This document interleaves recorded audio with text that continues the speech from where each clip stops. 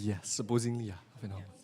Is it time limit constraint or half an hour cut off or is it can I think, since you go live macam ada slot right? Yes. You never know. In YouTube, maybe you have like limit of half an hour, is it? yeah, but I think this, since it's Instagram or YouTube, I think 30 minutes, I think around the time frame should be fine. Yeah, Yeah. not more than an hour, right? Yeah, not by an hour. No, no.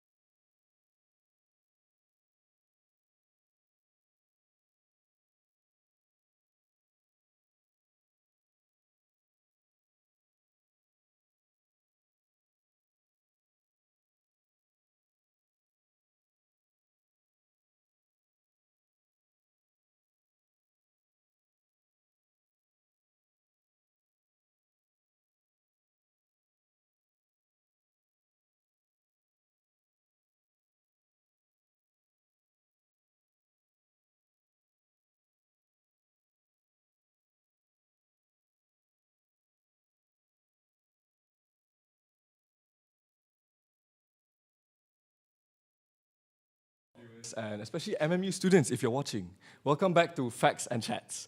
Today is going to be a very special session because today is actually our first ever live session for our podcast. And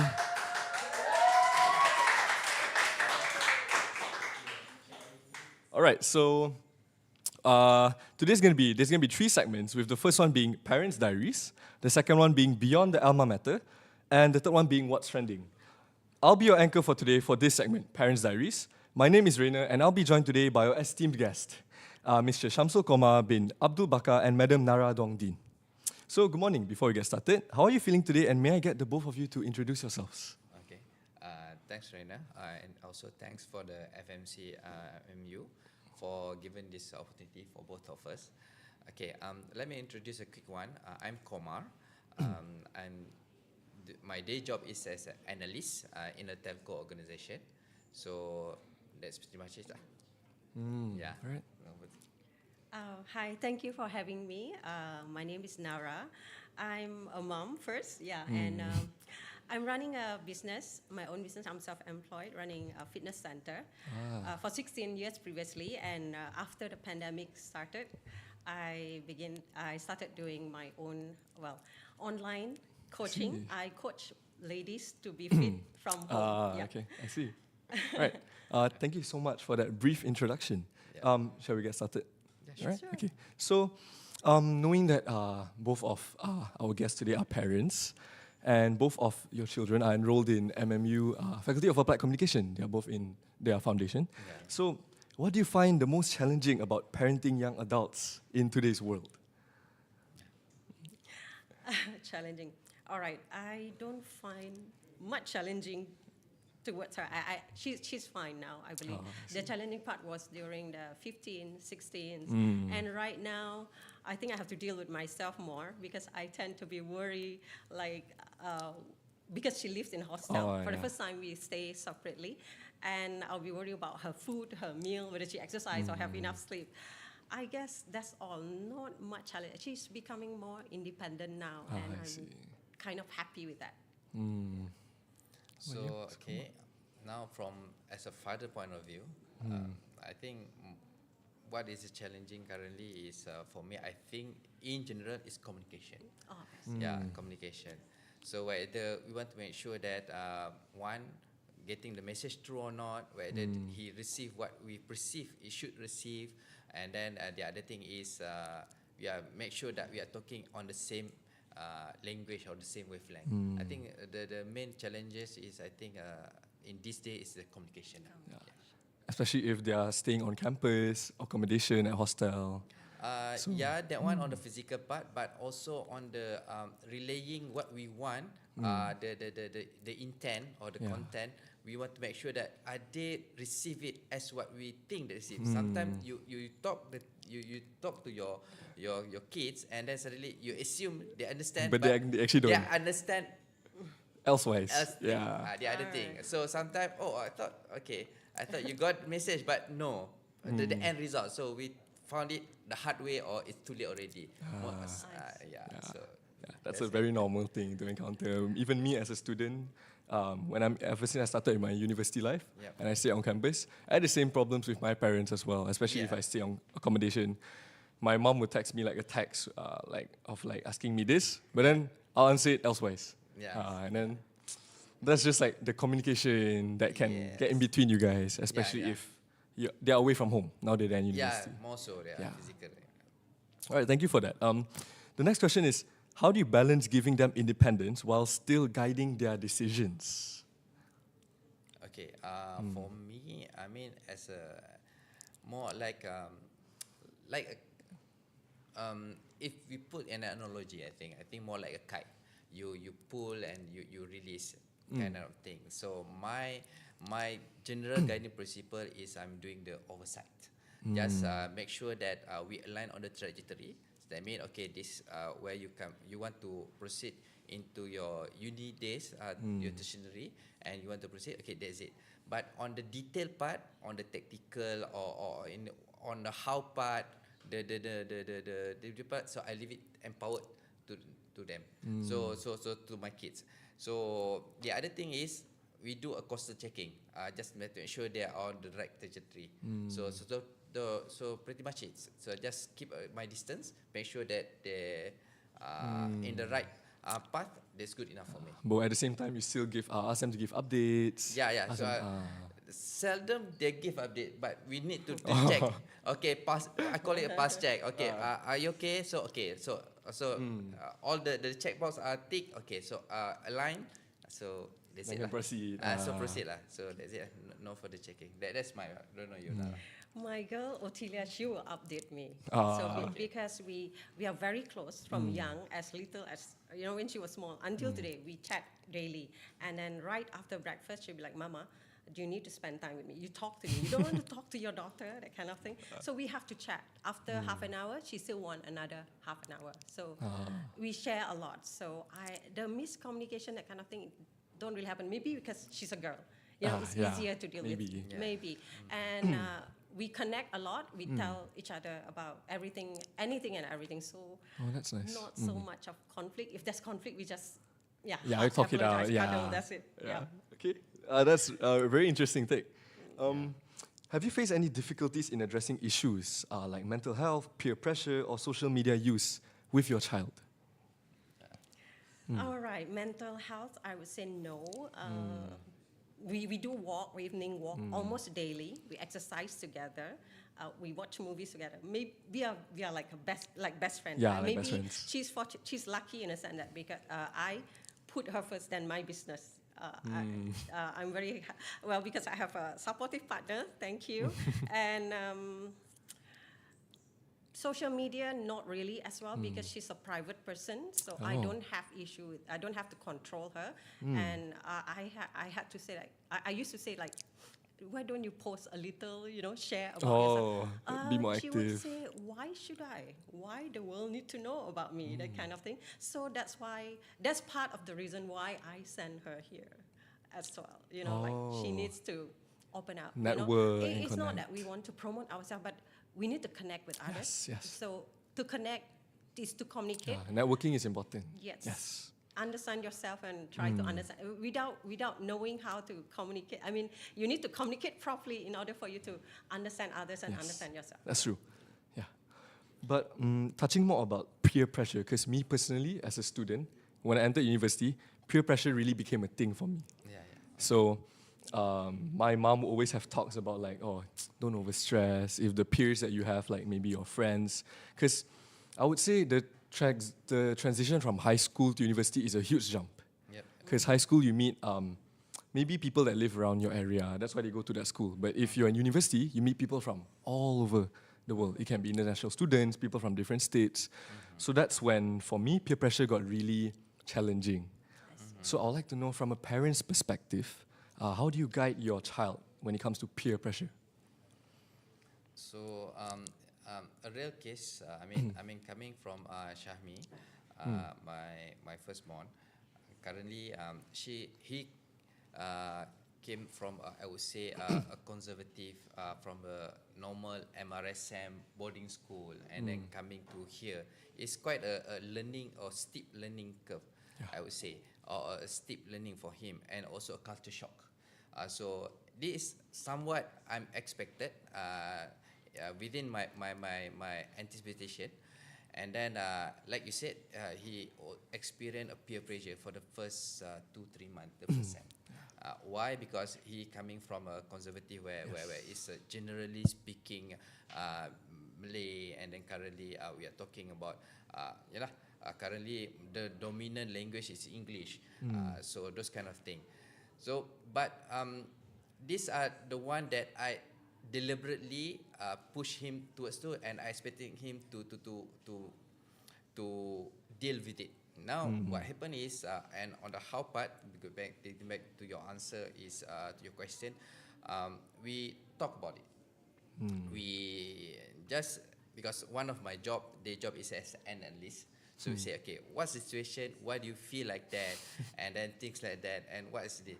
And sometimes, as a teenager, you think that you are the only one having a world hunger problem. The world is the problem is uniquely, and you're the only one who face it. Very true. That's actually very true. So I just explained this is normal. This part and parcel. I myself also run through it, and then but he's at the advantage where this is an environment where you can afford to make mistake.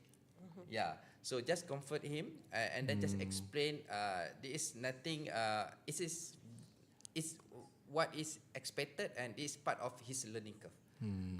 Once he understand that, and a part of it, and then and I see there is a gradual improvement towards that. Meaning not much complaint on this. I don't know about you, Nara.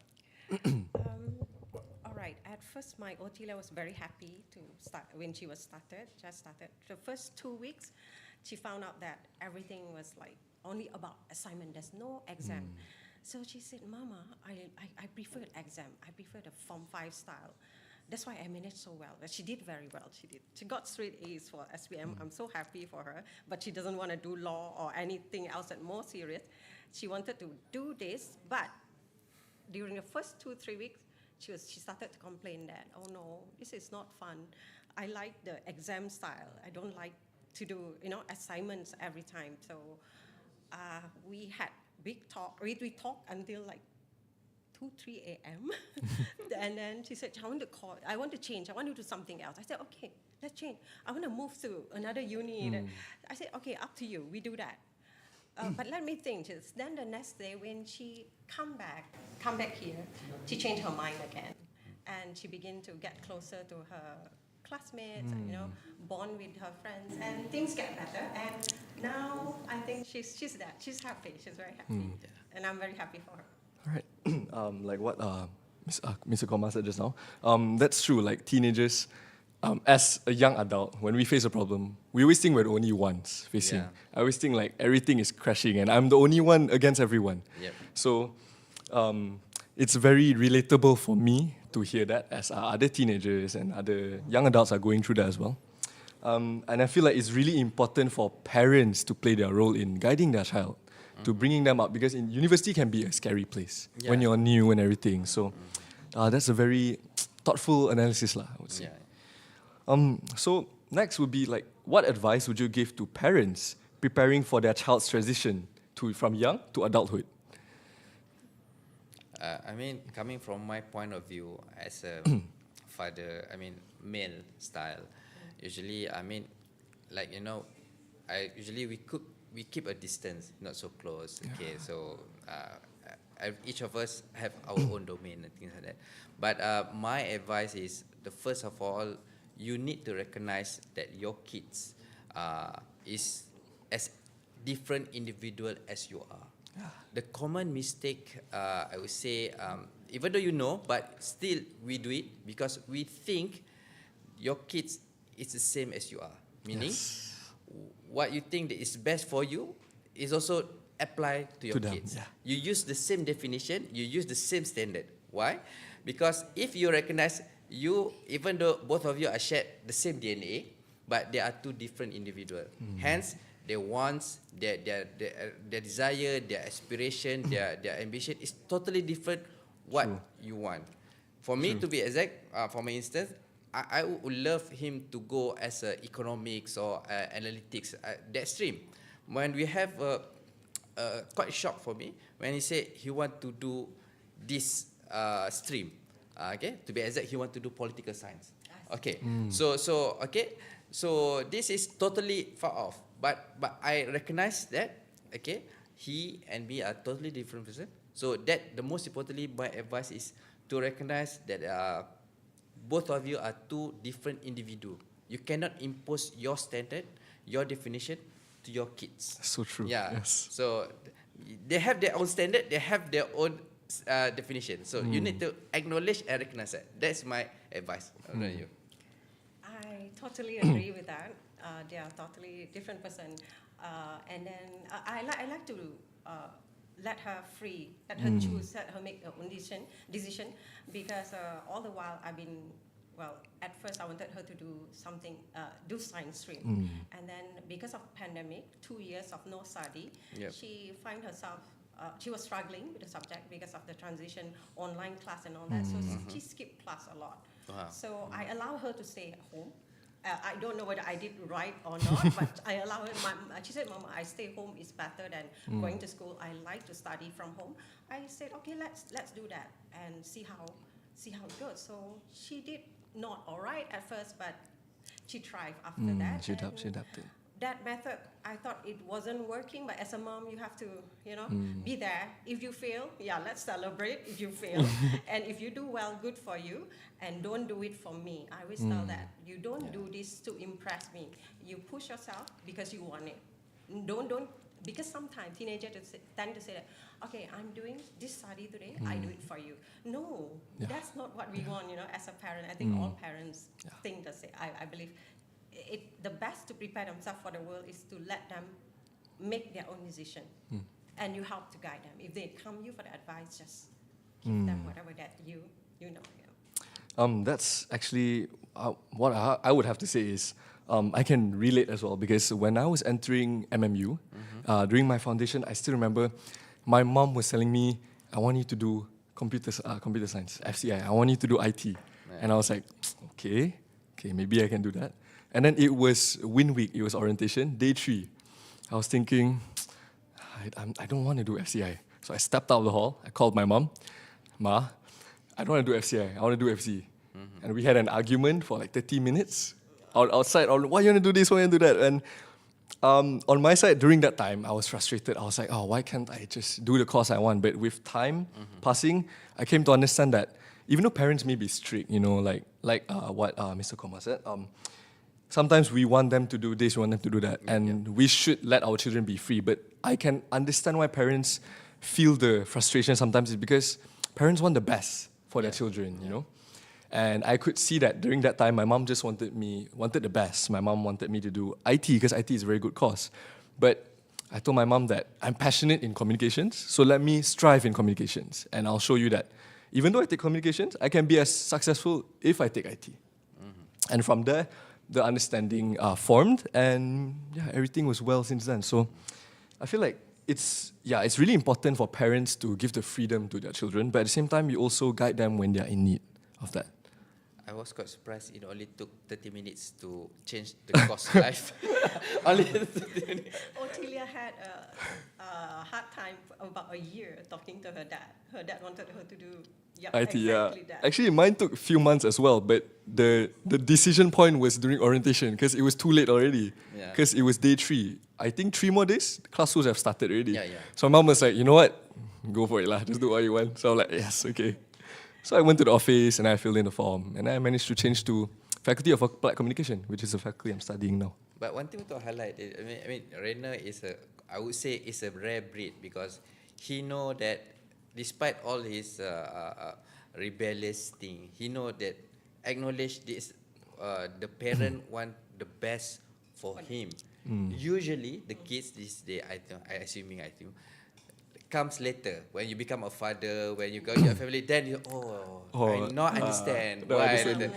that realization. Take But them another 10 years to understand. but you okay on the dot. So what, quite advanced lah for you. Well Kudos. done, good. Your Thank mom you. did well. Yeah, thank you. I hope you're watching this, Mom. Okay, so what made you choose Multimedia University, specifically Faculty of Applied Communication for your child's education? Yeah. All right. Before SPM, my daughter's SPM, we went to one college in Subang Jaya, and she was excited. Mom, I want to sign up here. I want to study here and everything. So we sent her. We dropped her in the morning. So the time that we went to pick her up, she came out without such a smile. I said, "Why? What happened?"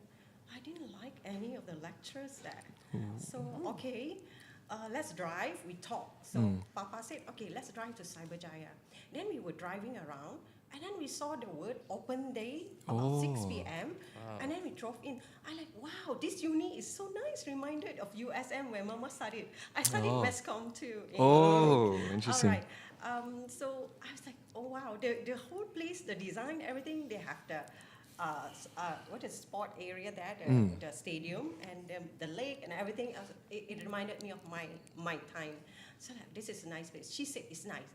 It's nice too. So the next weekend we drove here again to get the feel, and then we found out there will be another open day at a time. So we dropped by. We met Miss Raja and another person. Yeah, they gave me a very nice impression. I saw the children. Not children, right? I saw the those who handle the parents open day. I find them grounded. They are nice people. I feel welcome. I feel so different here, and then I want my daughter to mix with the people like that because life is stressed enough already. We want to be with people who don't really give us much, you know, whatever. Yeah, I'm happy. I'm happy. Very content with whatever that my daughter achieved right now. Not there yet, but she's Getting there, she yeah. will do well. Yes. She will do well. So as for me, totally contradict from Nara's point of view. Just walk in. So I think MMU need to capture this. This one of the rare moment. The walk in and suddenly the whole customer journey until hit. I mean, yours is a rare case, I would say. Yeah. So for me, I think first of all I need to declare I'm biased towards MMU. Yeah. First, I'm working in Telecom Malaysia. I'm a TM scholar, and I also one of the pioneers in during this day in 1999 or 98, during where all are jungle. So everything my decision, MMU is my baseline. So that's one. The other thing is to make things more interesting. Two of my office mate also had their currently both of their daughters, one kid, one daughter is also in this course. Okay, so I already hear lots of their saying. So more or less, I know what it's all about, what is expected. So I can describe, and because the other thing is I'm also doing my postgraduate in MMU. So I'm on the weekly basis, so I know about MMU. So my challenge is want to promote this MMU to my kid. Okay. So because two things, because one, why MMU? The first thing, the course itself is a strategic com, something that I would say for those who are not familiar, you really need to know what is strategic com. What does it mean? Because I think it's still foreign to the the industry. A part of MESCOM. You stop MESCOM, okay, that's it, straightforward. People get the idea. But strategic com, it takes some time for people to digest and people to question. More so, you remember, I need to sell this module or this course to my kids. The second thing is why MMU. My kids, Shahmi is coming from IGSC. He does not, he take SPM. Supposedly this year SPM, but he just 1 year earlier and just immediately go to the take because MMU is one of the few, I would say, uni that accept Form 4 or IGSE qualification. Yes. That's the second thing. But what most importantly, because his passion is in, he want to do political science. But for political science, it's not so much in Malaysia. Even though that they have in Malaysia, they need to have SPM first. Okay. So, but then, when I compare between political science and also strategic com, because I have my reservation about the political science. Okay. I say, you want to be on politic trajectory? So, I mean, okay, I have my reservation. But when I stress test, I ask him, okay, his plan is solid. But I say, okay, never mind. But I want to find a middle ground. So I think strategic com is the middle ground. Why? Because strategic com, especially, can give you whether you can go to basically you want to sell or you want to convey the content. Whatever the content is, it can become a political thing, it can become a commercial thing, or it can become a social thing. Everything is the content, how you want to convey it. True. So I think before you want to sell any message to the people, go learn the craft first. The strategic com. So it took me a while for him to digest. I mean, about a week or so, and he come back, okay.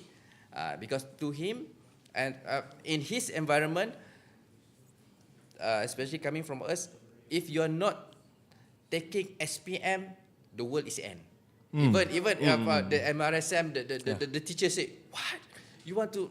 It sounds like you end up you killing your kids' future. That's kind of impression, the environment I have. So I really struggle off. So I believe but to put the story and I see, but all is it's a worst risk, and I think it's a quite I would say a journey for us lah.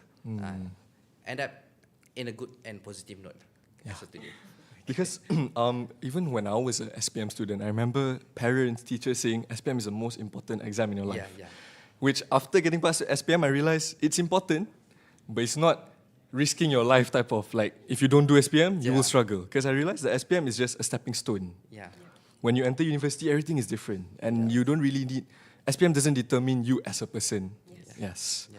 But talking about MMU and FAC specifically, for me, my mom completed her master's here as well in MMU. So when my mom was studying here and when she graduated, I came here for a convocation. So when I came here, I was like, oh, this campus is nice and everything. So I asked my mom, is there like a communications faculty?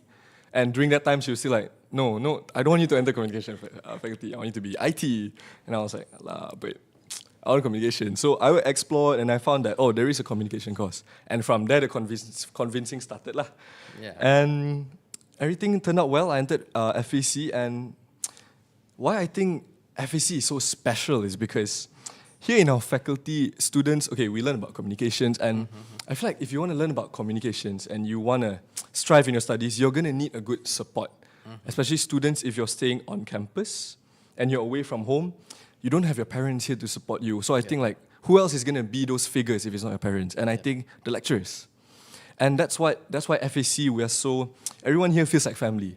The lecturers feel like parental figures. So if you're stressed out, or even if you just need someone to talk to, the lecturers are always here to guide you in the right path. Yeah. So I feel like being an FAC student, and especially Mr. Koma and Miss Nara, having your children being in FAC, I feel like it's a very warming, and you can feel very secure. Because the platform we have here with all the lecturers and how they guide the students. It really teaches them on how to be people and how to be ready for the future world. Yeah. So, were there any specific values though, or experiences that you wanted your child to gain at FAC and MMU that influenced your decision? Yeah. I think Shami's situation is more like Otelia's, I think. He also does not a social media person, hence not a social person. So I think one of the value that I'm expecting coming from this MMU is for him to network and to engage with people better. Because he is a person who can sit alone, regardless whatever it is he do. It's also focused. No need to recognize or engage with other people. So hence, being in this MMU, especially in the com, is an opportunity for him to learn to interact with each other, to recognize with people, do networking, and how to communicate better.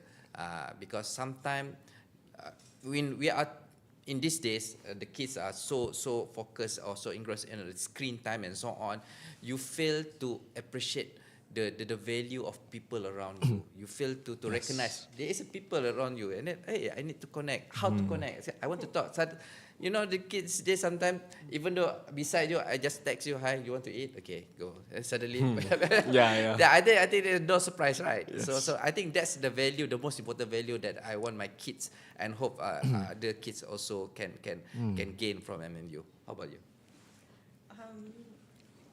I like her to study this course, applied communication, because she's a people person. She likes to communicate.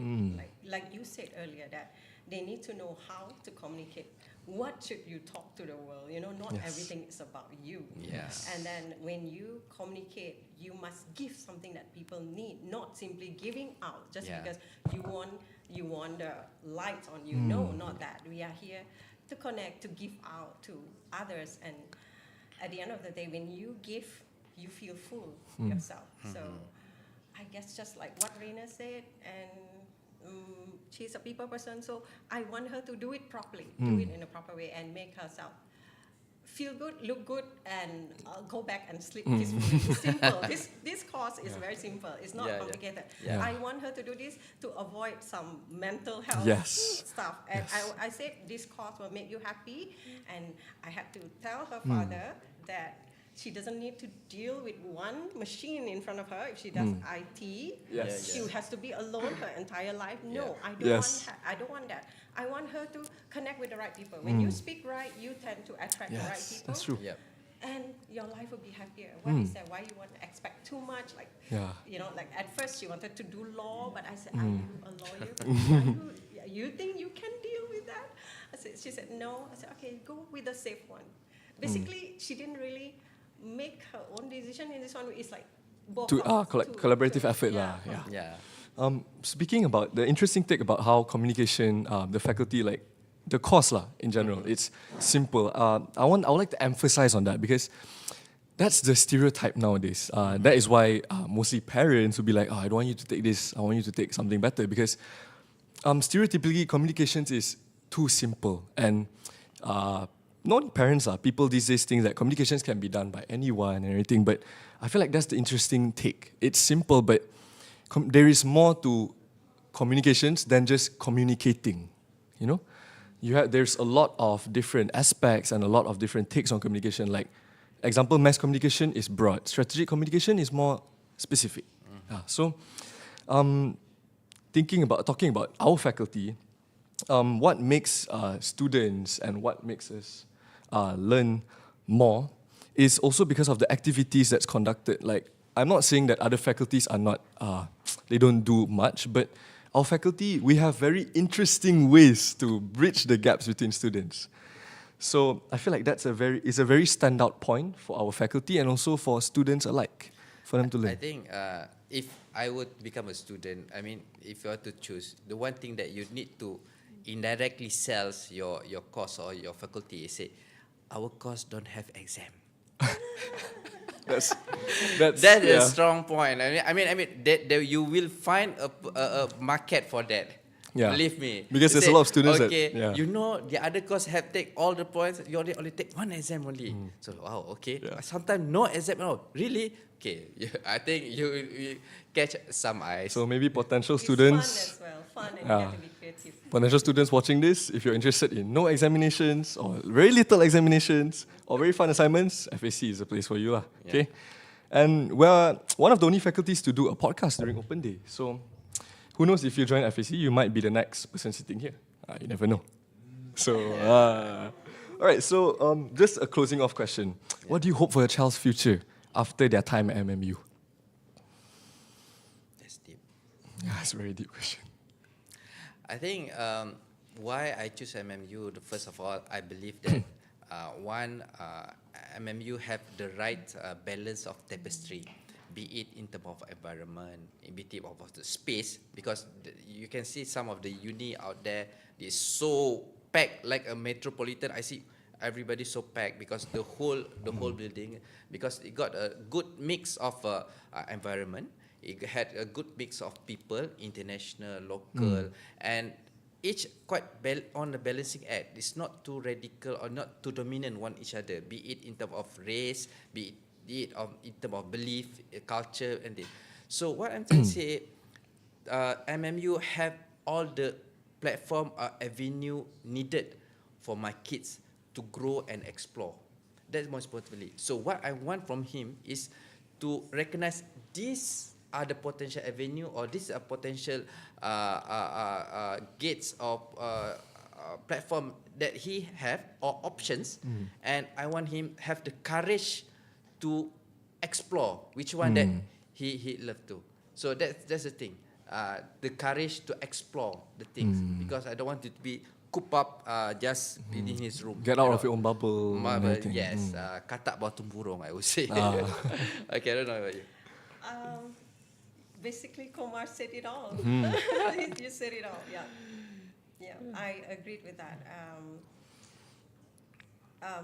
What you was okay? What? Why is MMU, right? Yeah. I'm a little bit blind right now. The value that you want your The value. Australia at the end of the day after Alright. graduation. Oh, after the graduation, like Yeah. when she graduated. So I can. I like her to choose herself because this is her path.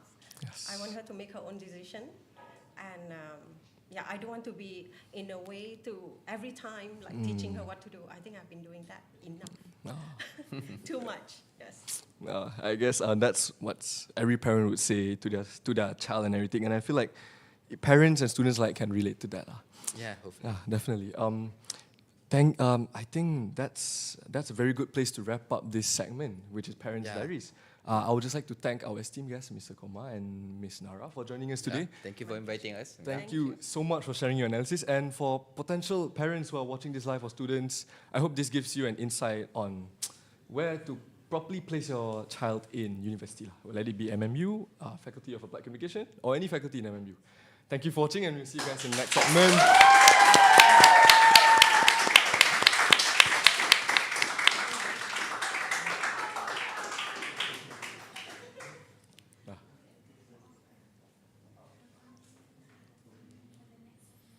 No?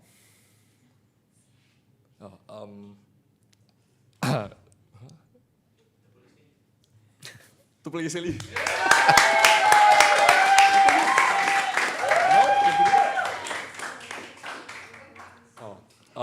We'll take a short break and we'll continue with the next segment in a bit. We'll see you guys later.